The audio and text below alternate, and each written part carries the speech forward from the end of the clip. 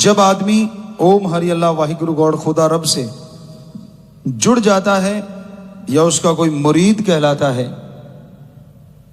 तो उसके लिए जरूरी होता है वो काम वासना क्रोध लोभ मोह अहंकार मन माया पे कंट्रोल पाना भी सीख ले। पता नहीं इनमें से कौन सा चोर कब दांव लगा जाए और आपकी 100 रुपए कीमती पूंजी को लूट के ले जाए। कंट्रोल कैसे होता है ये चीजें आपको शुरू से बताते हैं कि मेन कंट्रोल करता जो पावर है वो सबके अंदर रहती है और वो पावर है आत्मबल, विल पावर।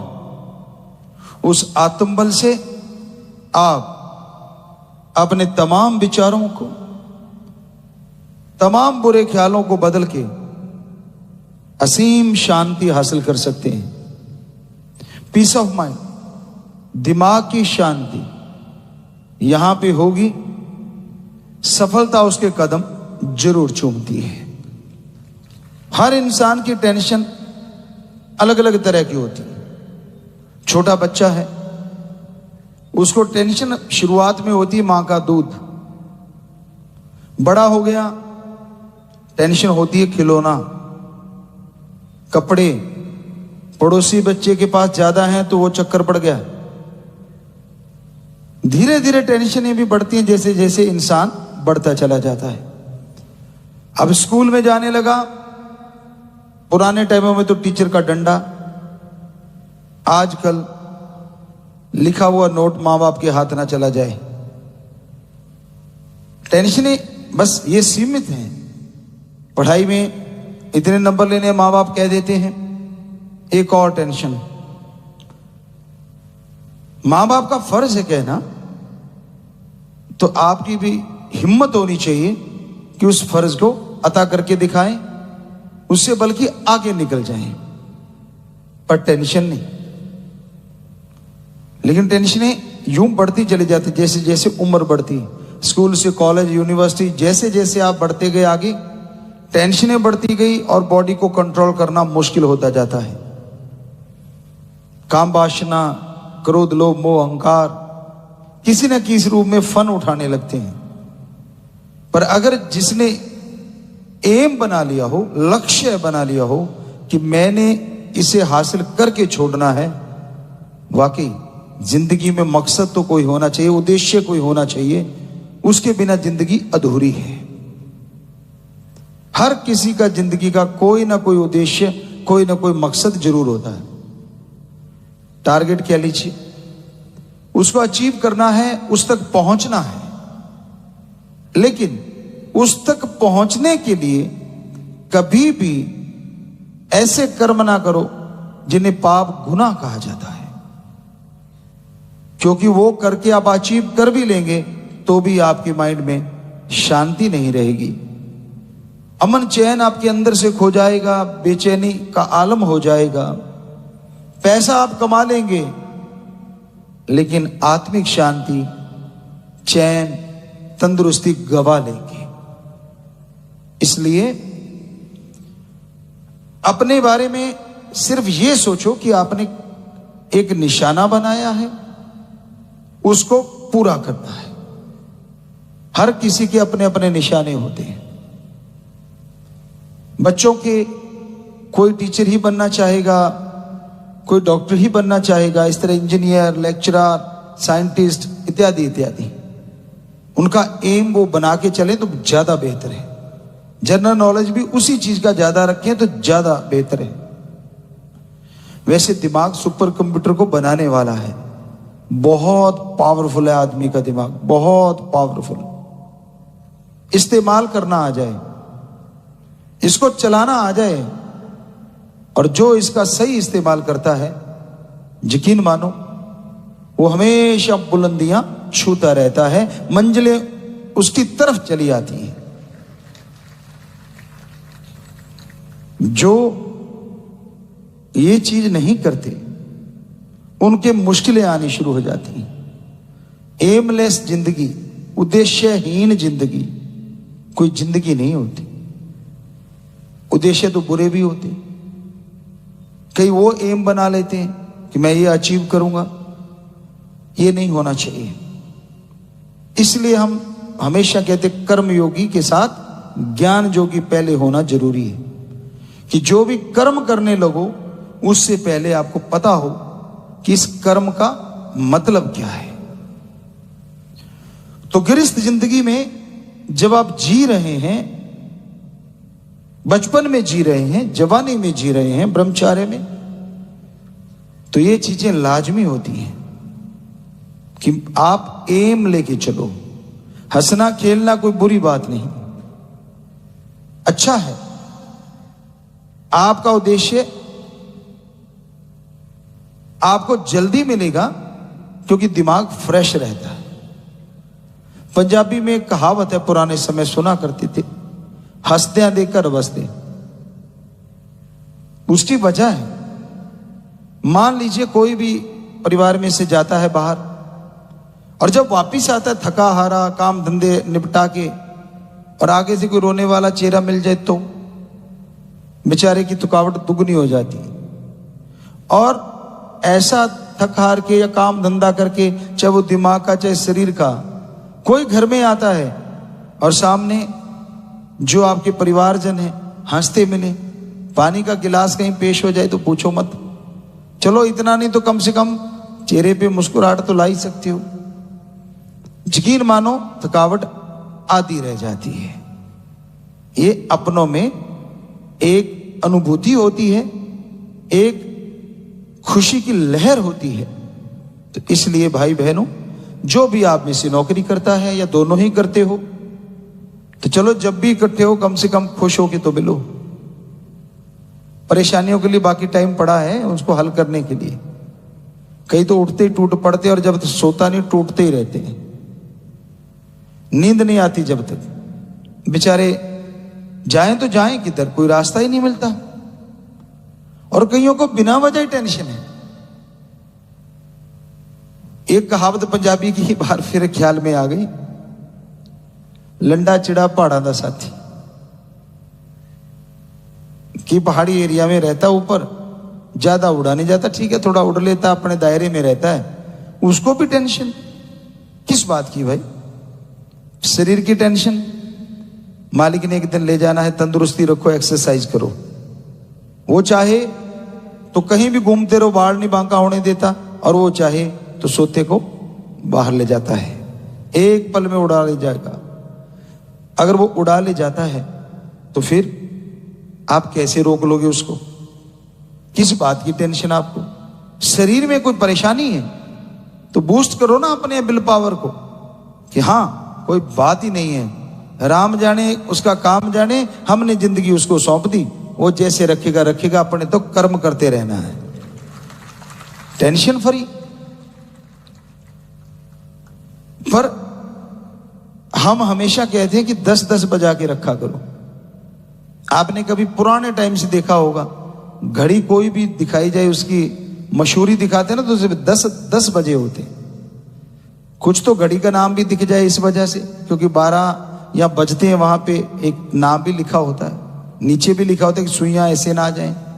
पर सबसे बड़ा कारण हमें जो लगा, अपने अपने तरीके से निकालते हैं कि हमेशा मुस्कुराते रहो, खुश रहो। क्या ये संभव है गृहस्थ जिंदगी में? या कड़े क्लेश का तो पता नहीं कब शुरू हो जाए। दाल रोटी के पीछे झगड़ा, कपड़े लत्ते के पीछे झगड़ा, बाल बच्चे के पीछे झगड़ा, और सबसे बड़ा झगड़ा ईगो का झगड़ा, मैं कम नहीं, मैं कम नहीं, और झगड़े शुरू हो जाते हैं। तो गृहस्थ जिंदगी को दूसरे शब्दों में समझौता भी कहते हैं आज के युग में, कि एक अगर गुस्से में है तो दूसरे को चाहिए कि वो शांतमय तरीके से उसकी बात सुन ले, जब वो ठंडा हो जाए तब उससे बोले कि भाई ऐसी तो कोई बात नहीं थी। अगर दोनों ही भड़क गए, अब 2 तारें अगर लगा दोगे करंट की तो आपस में चिंगारियां निकलती हैं, और वो चिंगारियां घर को तबाह भी कर सकती हैं, क्योंकि गुस्से में आदमी को खुद ही नहीं पता चलता मैं क्या बोल गया। तो कंट्रोल करना सीखो, सुमरन करो। जब भी ऐसे उत्तेजित आपको महसूस हो कि मैं उत्तेजना की तरफ जा रहा हूं तो पानी पी लो, ऐसा करने से यकीन मानो 50% तो कंट्रोल उसी समय आ जाएगा। नॉर्मल पानी सर्दियों में रूम टेम्परेचर, वैसे रूम टेम्परेचर पानी सबसे बढ़िया होता है, पर सर्दी में चलो ज्यादा ठंडा हो जाता है, थोड़ा सा गर्म करके पी सकते हैं आप। बॉडी टेम्परेचर के अकॉर्डिंग पानी रखो और भी अच्छा होता है, क्योंकि बॉडी में टेम्परेचर मेंटेन है। थोड़ा ठंडा लोगे तो अच्छा लगेगा, ज्यादा गर्म लोगे तो चाय बन जाएगी। तो ठंडा पानी, नॉर्मल पानी पी लीजिए, तो गुस्सा काफी हद तक आपके कंट्रोल में आ जाएगा। तो गृहस्थ जिंदगी जीते समय समाज का ख्याल भी रखना होगा, परिवार का ख्याल रखना होगा। सबसे पहले आप अपने बुजुर्गों का सत्कार करना सीखो, और बुजुर्गों आप अपने बच्चों के सिर पे प्यार से हाथ रखना सीखो। हमने मुहिम चलाई थी कि सुबह उठ के अपने बुजुर्गों के पांव के हाथ लगाना है, और बुजुर्गों ने आशीर्वाद देना है अपने बच्चों को। तो ये हमारी संस्कृति है, ये सभ्यता है, और यही एक गृहस्थ जिंदगी का अंग भी है। ऐसे ही काश आप समाज को भी देखें। आपकी बहन है, आपकी बेटी है, तो समाज में जो विचरते हैं, क्या कभी इस निगाह से उनको देखते हो? देखना चाहिए। हम उम्र बहन के समान, बड़े मां के समान, और छोटा अपने छोटे भाई या बच्चे के समान, ऐसा ट्रीट करना चाहिए समाज में भी। हाँ, आपकी शादी होगी, आपके लिए जो चुन दिया जाएगा, हम नहीं कहते उसे आप बहन कहो। कई हमारे सज्जन कह देते हैं, गुरुजी मेरे घरवाली बहन कह रही थी। नहीं यार, ये घरवाली बहन भी है और घरवाली भी है, ऐसा नहीं ठीक लगता। आप यूं कहें कि गुरुजी मेरे घर से जो है वो कह रहे थे या कह रही थी, तो समझ आ गई। पर हमारे मस्त महकमा होता है, पिताजी मेरे घर वाली बहन। अरे भाई, ये तो हमने देखा है, एक तिथि त्योहार होता है, राजस्थान में देखा था, हमें नहीं पता वो कौन सा है। उस दिन जो पति देव होते हैं, पुराने टाइम की बात है, हो सकता है आज पाखंड ना हो, नए नए कपड़े पहन के, अच्छे से कपड़े पहन के बैठ जाते हैं, और घरवाली फिर आके पांव के हाथ लगाती है और वो उसको आशीर्वाद देते हैं। अजीब सा लगता है। क्या आपने अपनी पत्नी के कभी पांव के हाथ लगाए? नहीं, तो फिर लगवाते क्यों हो? मर्द हो आप, ज्यादा मर्दानगी है, जाने दीजिए। ये तो उनका सब्र मानो, जिसकी वजह से आप बड़े बने फिरते हो, वरना बड़ा तो भगवान है। बराबर होना चाहिए, बराबर। अगर हमारी कोई बेटी सत्कार करती है, तो कोई दिन आप भी चुन लो जब आप भी पांव के हाथ लगाओ। नहीं, बड़ा मुश्किल सा लगता है, ये कठिन सा काम है। पुरुष प्रधान समाज है, यहां बेटियों से, पत्नियों से, हर आदमी अपनी अपनी पत्नी से उम्मीद रखता है कि पांव के हाथ लगाओ, लेकिन खुद लगाने में तो यार दोस्त क्या कहेंगे, जोरू का गुलाम है। अब उनको तो किसी ने नहीं कहा तू पति की गुलाम है। क्या उनको डर नहीं लगता ऐसा कोई बोल दे? उनको कोई परवाह नहीं, तो आपको कहां से परवाह होगी भाई? और किस लिए हो गई? तो अच्छा है, अगर आप नहीं लगाना चाहते तो लगवाओ भी मत। पति देव होंगे आप तब जब 9 महीने वो गर्भ में रखे और 2 साल तक आप संभालो, फिर तो मानी बात, आप वाकई देव हैं। और 9 महीने वो गर्भ में भी रखे, उसके बाद पाल पोस के बड़ा भी वही करे, और बाद में उंगली स्कूल में मेरा नाम लिख दे बाप के नाम की जगह। ठीक है, माँ बाप का साया बराबर का होता है, लेकिन बराबरी पुराने समय में हमने देखी, ऐसे करते थे परिवारजनों में। हमारे फादर साहब से बिल्कुल हमने अपनी आंखों से देखा, बराबर का हिस्सा बंटाते थे हर चीज में। वो दूध लेने जाते, जैसे गाय भैंस होती दूध दोहने जाते, तो मदर जो थी वो दूध बिलोया करती, वो दूध लाके रख देते, कहते हट, उसको उठा देते, खुद दूध बिलोते, इतने में मक्खन आ जाता, और मदर दूध को गर्म कर चुकी होती थी जो ताजा निकाल के लाई। कह दे तू इधर आप मक्खन निकाल, मैं दूध को उठा देता हूं। वो दूध को उठा देते और चाय तक बना देते, हमने अपनी आंखों से देखा। क्या तगमा उतर गया, बड़ा अच्छा लगता था। वरना एक और कम से कम 50 दिहाड़िए भी होते थे कई टाइम, बड़ा खेत था। 100 भी होते। दिहाड़ी मतलब जो दिहाड़ी मजदूरी करते हैं सज्जन, किसी की हम बेअदबी नहीं करते, हम तो उनको भाईचारा ही मानते थे, भाई की तरह, या जो भी रिश्ता था, मामा कहते थे वो, हमें ये रिश्ते थे। पर कहने के लिए कि जो दिन भर काम करता है उसको दिहाड़ी कह देते हैं। सारे दिहाड़ी हैं, हम भी तो राम जी की दिहाड़ी कर रहे हैं, आप भी किसी ना किसी की दिहाड़ी कर रहे हैं, सारे लगे हुए हैं, दिहाड़ी तो चल रही है। तो 50 आदमी, और आते भी एक ऐसी जगह से थे जो 10 रोटी सुबह, 4 दोपहर को और 10-15 शाम को, और 50 आदमी। रोटियां कर लो आप, हिसाब लगा लो कितना होगा। तो इतने आदमियों की खाना बनाना, अब कब वो सब्जी बनाएंगे, कब दूसरा काम।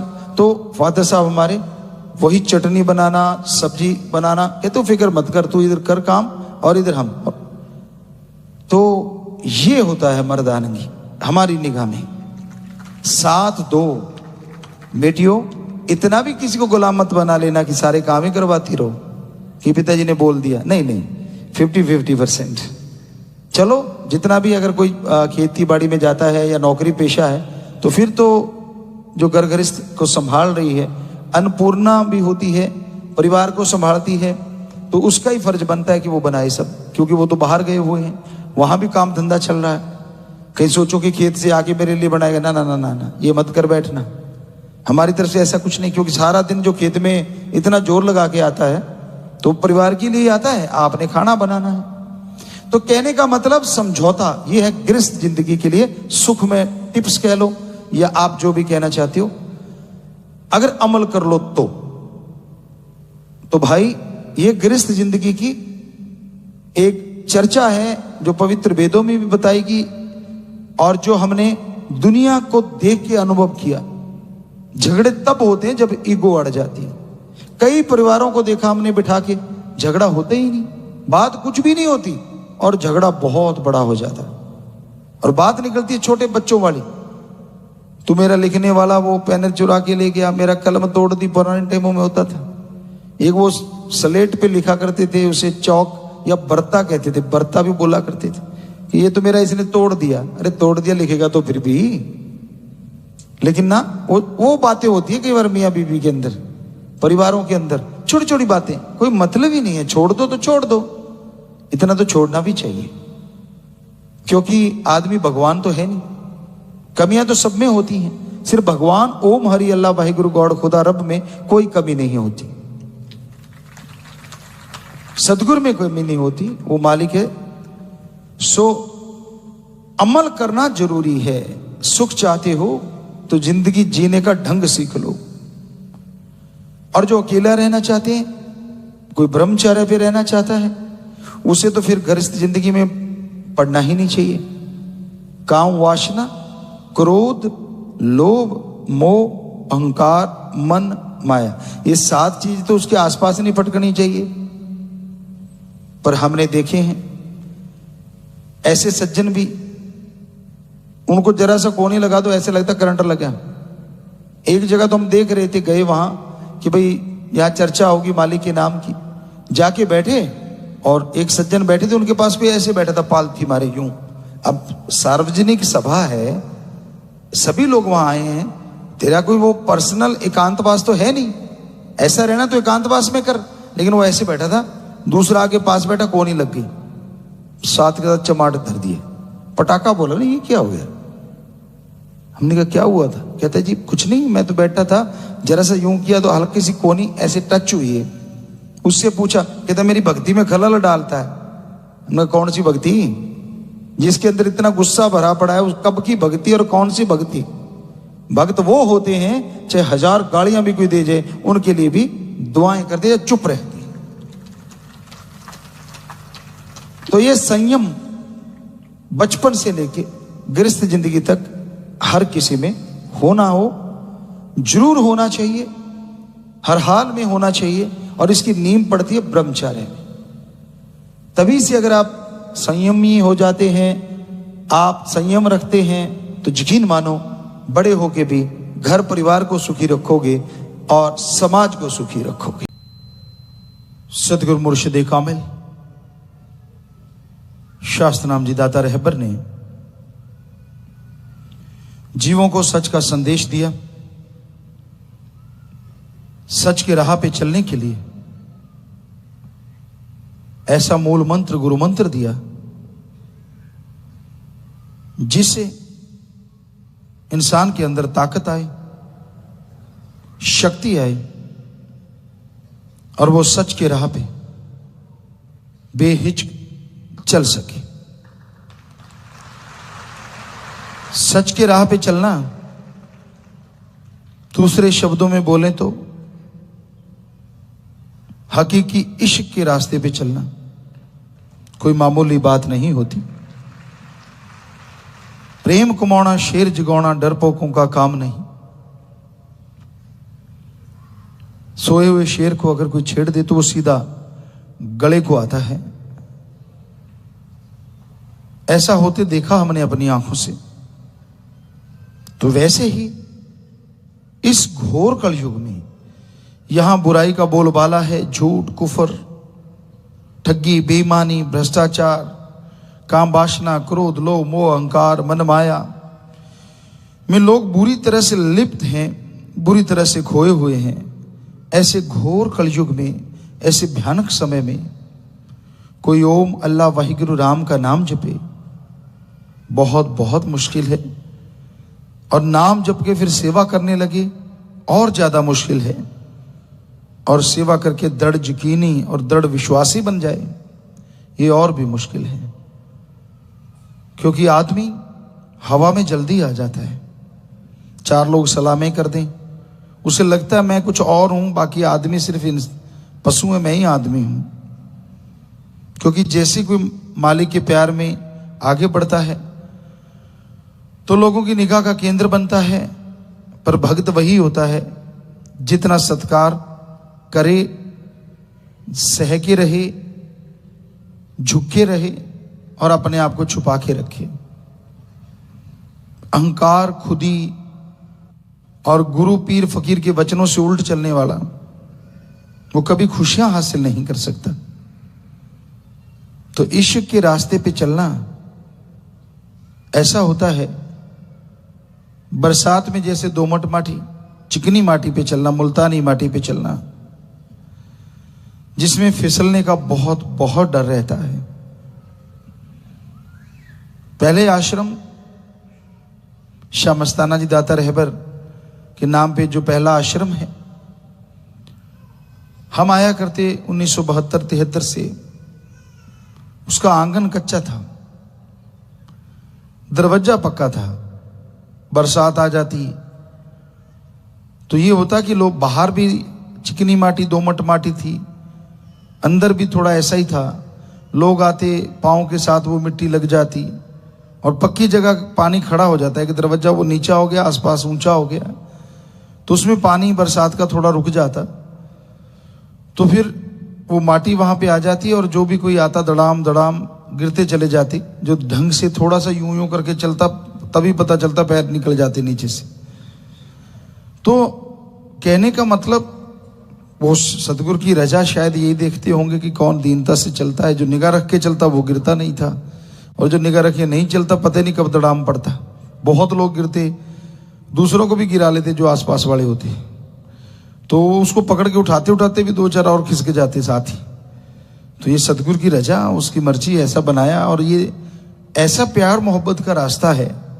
यहां अगर सतगुरु पीर फकीर से लिब लगा ली और सतगुरु को ही सब कुछ मान लिया तो ओढ़ निभ सकती है।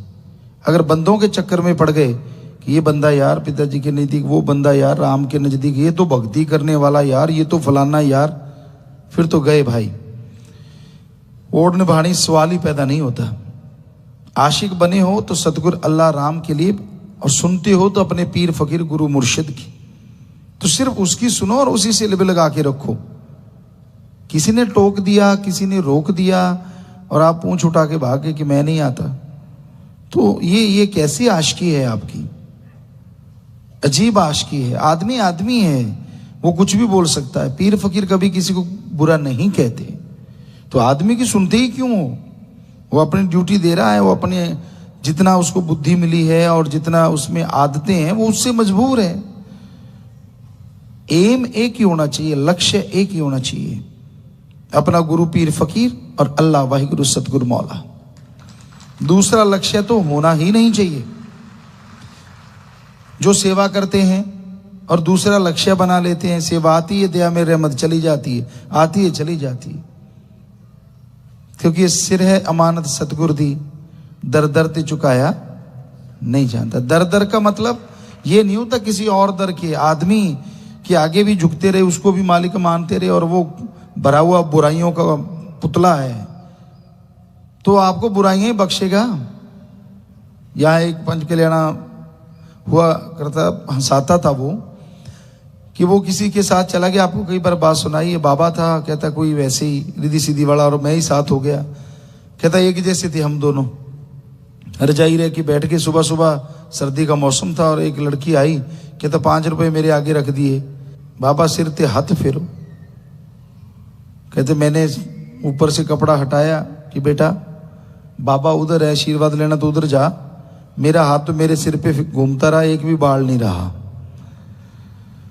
सो कहने का मतलब जो खुद पापी हैं, गुनाहगार हैं, बुरे कर्म करते रहते हैं, अगर उनके आगे झुकते रहोगे तो जो सेवा करते हो, सुमरण करते हो, सारी खुशियां, क्योंकि पतिव्रता खत्म हो गई तो वो इश्क की बात नहीं रहती, खत्म हो जाती है। इसलिए एक को ही यार बनाओ, वो काफी है। और वो यार सतगुरु अल्लाह वाहिगुरु राम होना चाहिए। पीर फकीर जो कि किसी से कुछ गर्ज में नहीं चाहता, बेगर्ज मोहब्बत करता है, सबके लिए दुआ करता है, सबको प्रेरणा देता है। जब आपके ध्यान ज्यादा जगह चले जाते हैं, आप ज्यादा जगह फैल जाते हैं तो मुश्किलें आती हैं, तो आपका मन हावी होता है।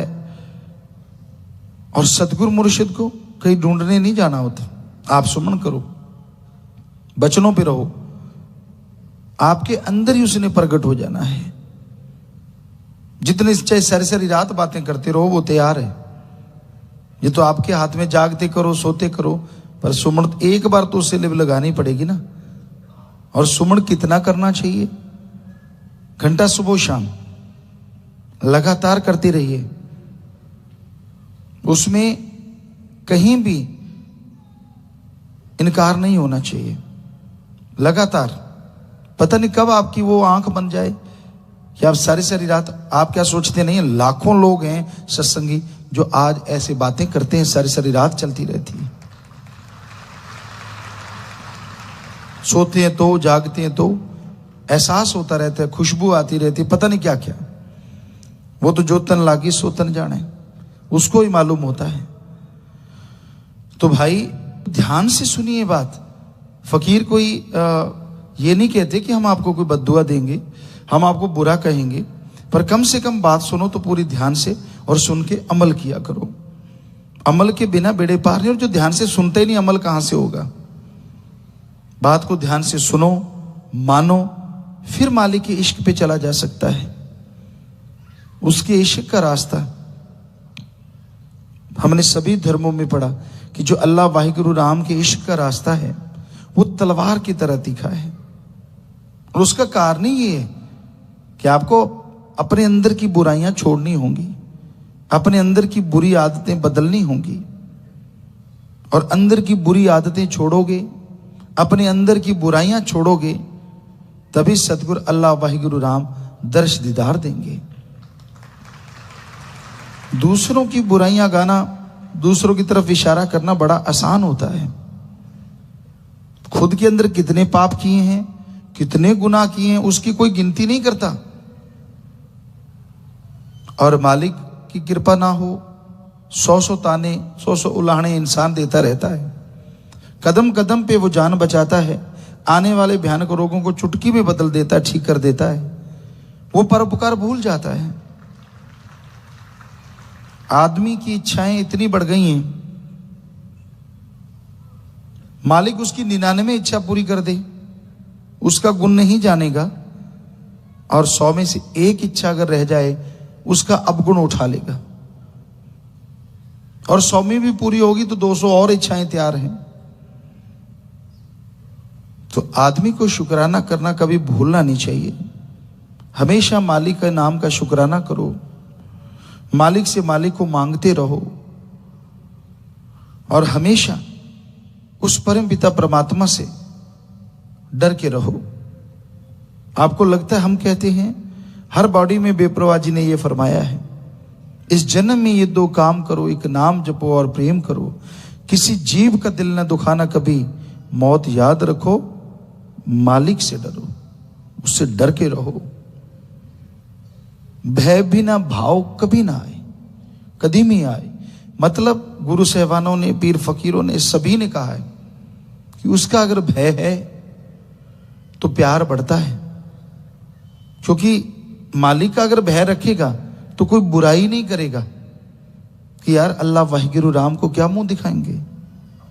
और अगर उसका भय नहीं, ना यकीन आता है, ना 10वां द्वार खुलेगा, ना ही नूरी स्वरूप के दर्शन होते हैं।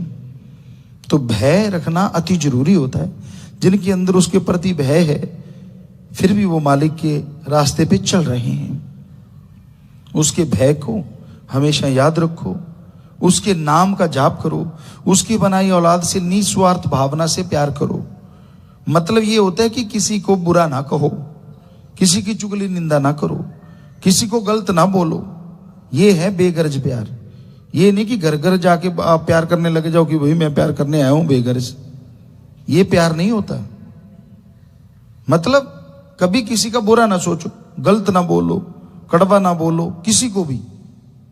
ये है मालिक से प्यार करना।